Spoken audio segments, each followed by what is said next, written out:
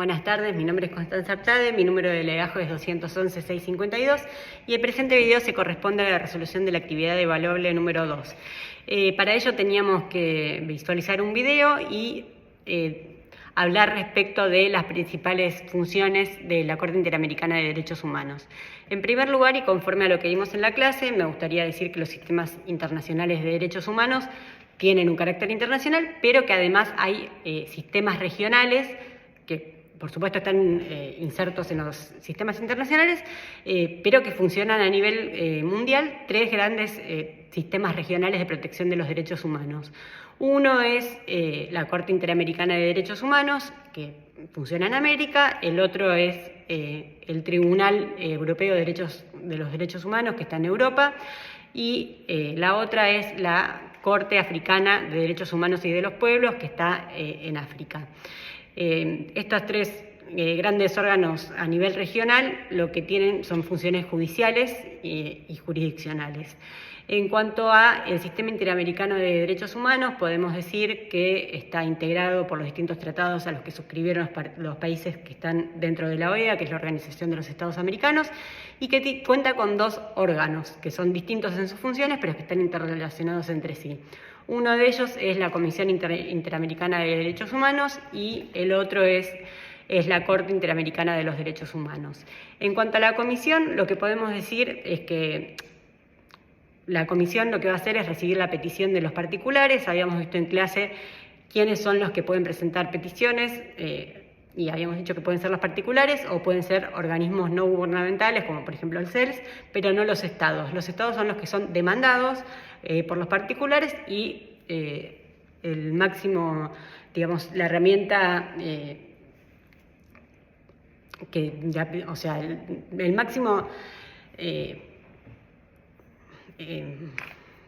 la máxima herramienta jurídica o el máximo...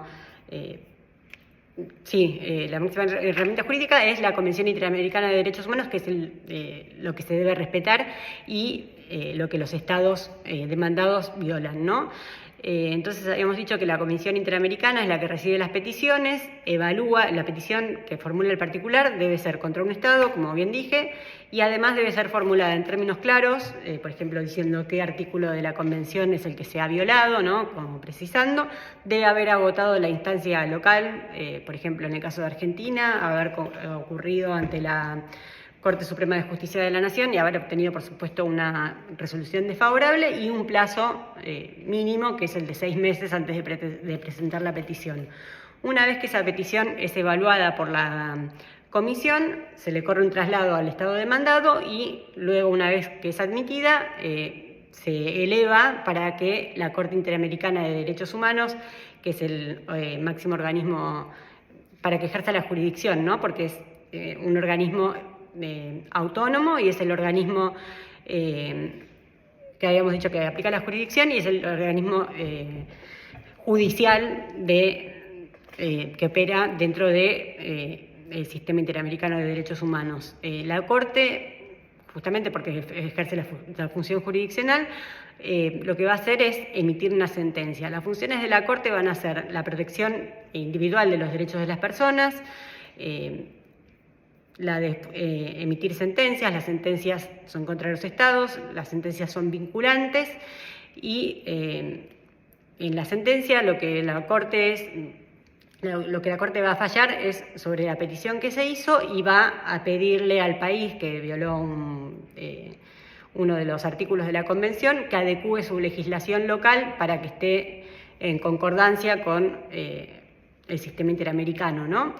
Además de emitir la sentencia, la Corte tiene que vigilar que esa sentencia se cumpla, se aplique, que la legislación local se adecue a lo que la sentencia dice. Por ejemplo, Argentina fue condenada en el año 2013 por haber infringido uno de los artículos de la Convención en cuanto a que había condenado a 5 menores de edad a la pena máxima. Justamente por esa sentencia Argentina debía adecuar su legislación local, cosa que no hizo, pero que la Corte está facultada a seguir el caso, ¿no?